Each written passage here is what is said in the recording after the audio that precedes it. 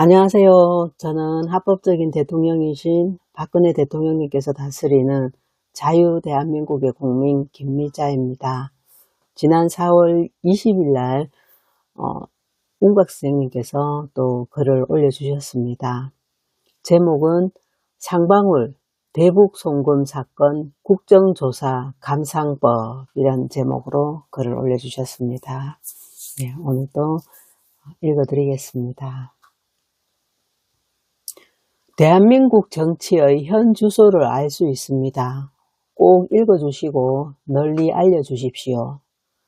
현재 대한민국 국회에서는 상방울의 대북 송금 사건에 대한 국정조사가 진행 중이다.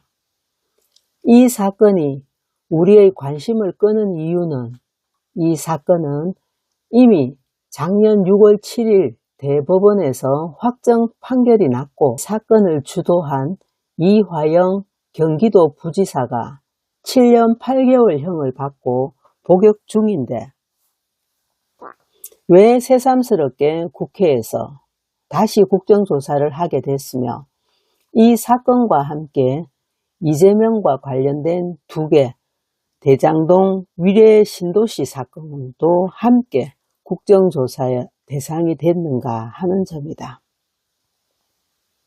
결론부터 말하면 이 사건의 이면에는 대한민국의 새로운 주인으로 등장한 딥스테이트, 딥스 그림자 정부와 빅딜로 대통령에 당선된 이재명 간의 보이지 않는 삿바 싸움이 진행되고 있기 때문이다.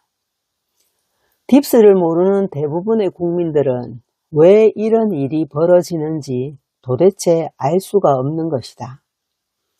이재명과 딥스는 작년 6월 조기 대선 전에 딥스의 천손민족 죽이기를 위한 행정적 절차인 내각제 개헌을 자신의 임기 중 추진하는 조건으로 당시 자신의 형사재판 5개와 대한민국 대통령과 맞바꾸고 엄청난 부정선거를 통해 당선된 사실을 우리는 잘 알고 있다. 참고로 그의 6.3 조기 대선 사전선거 득표율이 63.9%, 당일 선거 득표율이 38.3%다. 이 두 숫자 안에 부정선거 빼박 증거가 들어있다. 역사상 최고의 과학이라고 할 수 있는 대수의 법칙이 어긋나 있기 때문이다. 이재명의 이 득표율이 공정하다고 하는 사람들은 대수의 법칙 대신에 새로운 법칙을 제시해야 한다. 노벨상감이다. 그런데 이재명은 5.18 헌법 전문 개헌, 부마 항쟁은 끼워 팔기임. 5.18 헌법 전문 개헌을 이번 6.3 지방선거 때 개헌 국민투표를 같이 하고 본안 개헌인 내각제 개헌, 대통령 연임과 총리 국회 추천이 내각제 개헌이다. 내각제 개헌을 2028년 총선 때 하려면 자신의 임기를 2년이나 단축해야 한다. 그래서 그는 개헌 합의는 했지만 정작 개헌에는 뜨끔미지근한 입장을 보여왔다. 이재명의 그러한 모습을 보고 딥스는 그때마다 강력한 경고를 보낸다. 대통령에 당선됐지만 이재명이 개헌에 나서지 않자 처음으로 경고장을 날린 것이 김현지 사건이다. 우리는 딥스 덕분에 김현지가 누구인지를 잘 알게 됐다. 이재명이 화들짝 놀라 국민투표법을 국회에서 개정하는 등 개헌 노력을 보이자 그제야 김현지 사건에서 겨우 벗어날 수 있었다. 그런데 천하의 딥스도 약점이 있다. 현재 시점에서 내각제 개헌을 해줄 당사자가 이재명 외 다른 대안이 없고 더구나 시간도 없기 때문이다. 이재명이 딥스의 이러한 약점을 최대한 이용하는 것일까? 임기 2년이 자신에게는 얼마나 큰가? 그래서 그는 딥스 몰래 검찰과 빅딜하여 자신의 형사재판 일체를 공소 취하하는 조건으로 검찰이 바래던 보완수사권을 존치시켜 주기로 했지만 이를 본 딥스가 가만히 있을 리 없다. 그들의 꼬봉인 김어준 뉴스 공장을 통해 이재명의 이러한 꼼수를 폭로해버린 것이다. 그 이후 그는 개헌에 적극적인 모습을 보인다. 주인 딥스에게 밑보였다가는 대통령직에서 끌려 내려오는 최악의 수모를 당할 수도 있다. 지난 3월 17일 국무회의석상에서 그는 개헌을 직접 강하게 검토하라고 지시하자 6개 정당 원내대표들이 모여 지난 4월 3일 국회에 개헌 공동 발의를 하기에 이른다. 그런데 지난 3월 23일 국회에서 이상한 일이 벌어진다. 이름하여 윤석열 정권 정치검찰 조작 기소 의혹 사건 진상규명 국정조사 특별위원회란 엄청나게 긴 제목의 특위가 가동된다. 말하자면 윤석열 정부 때 있었던 형사사건들이 대부분 야당 탄압을 위해 정치검찰 외압을 통한 강제수사로 이어져 위법성 논란이 있다는 것이다. 그래서 국정조사를 통해 위법성 시비를 가려보자는 것이 표면상의 명분이다. 그러나 이 특위 가동의 이면에는 이재명이 주인 딥스가 자신을 압박할 수 있는 카드 자체를 소멸시켜 개헌을 하지 않고 임기를 채우겠다는 꼼수가 도사려 있는 것이다. 딥스가 자신을 향해 쓸 수 있는 카드를 없애버린다면 천하의 딥스라도 어떻게 해볼 도리가 없다고 본 것일까? 그렇다면 이재명이 어떤 방법으로 국정조사 특위 가동을 통해 딥스의 카드를 무력화할 수 있을까? 국정조사를 하게 되면 자동적으로 특검을 내세울 수 있다. 이미 윤석열, 김건희 등에 대한 2차 종합특검이 지난 1월부터 가동 중이다. 특검이 조사를 통해 이재명과 관련된 두 사건, 대북 송금 사건과 대장동 위례 사건 등을 윤석열 정치검찰에 의한 강제외압 수사로 몰아 공소 자체를 취소해버리자는 것이다. 특검이라는 것이 소위 아무런 책임도 없는 정치적 색채를 띤 떴다방 검찰이 아닌가? 이러한 상황을 보고 주인 딥스가 가만히 있을 턱이 없다. 여기서 갑자기 한 명의 영웅이 등장한다. 그는 대북 송금 수사를 맡았던 박상용 검사다. 그는 한동훈 라인으로 알려진다. 한동훈이 누구인가? 우파에 심어놓은 역시 딥스 꼬봉이 아닌가? 그는 한때 윤석열과 함께 그의 주인 딥스의 천손민족 죽이기 어젠다인 2017년 3월 10일 탄핵의 칼잡이 검사로 유명세를 떨쳤던 사람이다. 박상용은 국회 국정조사 특위 증인 선서를 거부하면서 언론의 집중 조명을 받고 일약 우파의 영웅으로 떠오른다. 그는 국회 국정조사 특위가 아무런 책임도 없는 특검을 내세워 이재명의 대북 송금 사건의 공소를 취하는 것이 목적이라고 대놓고 말한다.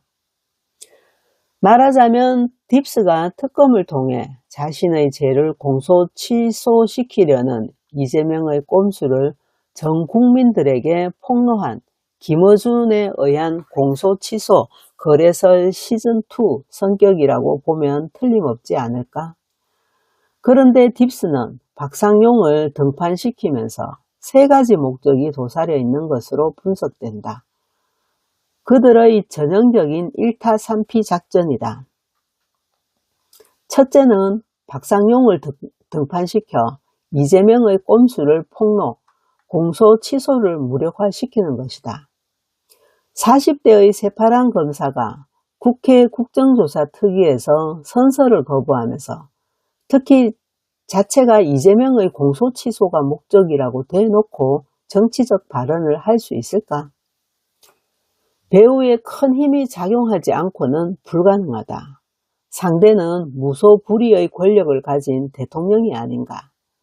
이재명보다 더 큰 정치적 배경이 없다면 박상용의 이 엄청난 용기는 불가능에 가깝다. 바로 이것이 딥스의 가장 큰 목적이다.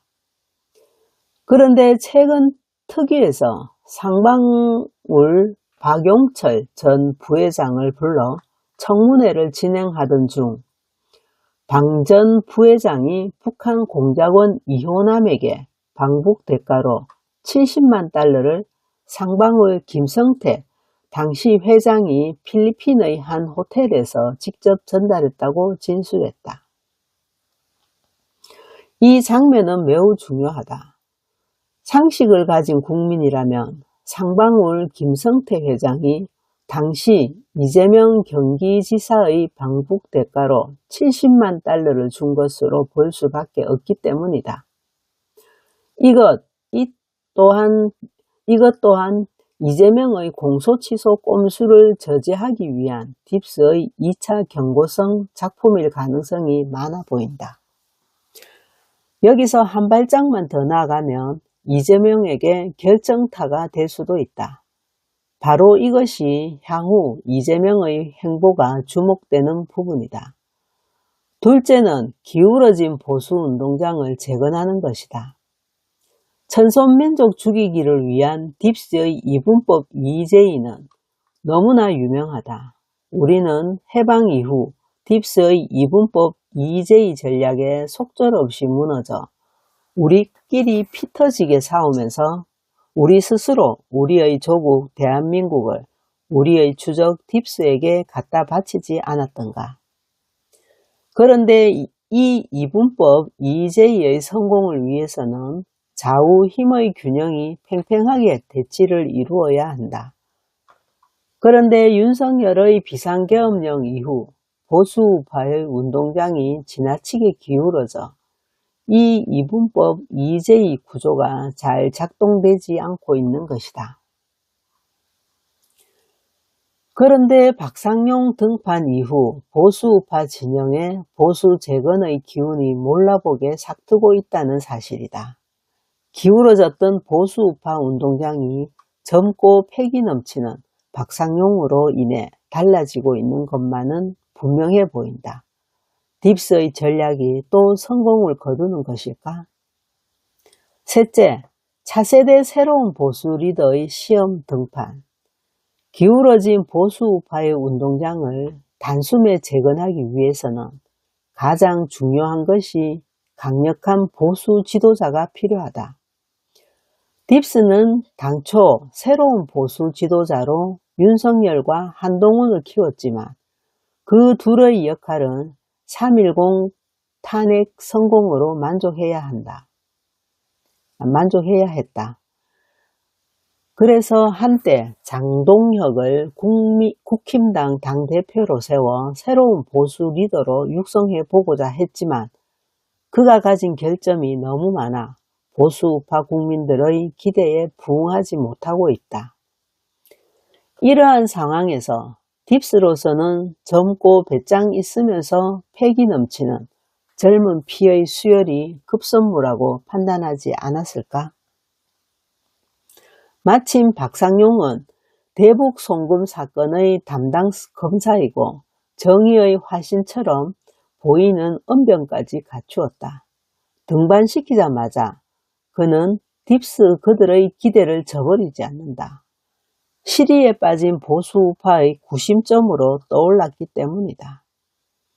그동안 보여준 그의 패기 넘치는 행보만으로도 일단 대한민국 새로운 주인 딥스의 시험대를 잘 통과했다고 본다면 딥스에 의해 낙점된 또 한 명의 보수우파 지도자가 우뚝 설 날이 조만간 오지 않을까. 좌우를 막론하고 그들의 눈에 들지 않고는 정치라는 무대에 등판조차 할 수 없는 것이 대한민국뿐만 아니라 전 세계의 실상이다. 이제 이러한 지도자 배출 시스템은 끝내야 하지 않을까. 우리가 지금이라도 정신을 차려야 하는 이유가 여기에 있다. 곤지곤지 서양의 물질 문명을 조심하고 지암지암 어둠의 세력 딥스를 가리켜 분명히 알아 서마서마 힘을 길러 서양의 마귀 딥스를 물리쳐라. 하늘에서 선조들이 우리에게 주는 일갈이 귀청을 때린다. 하느님이 보호하사 우리나라 만세. 2026년 4월 20일 용인수지에서 운각승. 네, 여기까지입니다. 네, 저는 합법적인 대통령이신 박근혜 대통령님께서 다스리는 자유대한민국의 국민 김미자였습니다. 감사합니다.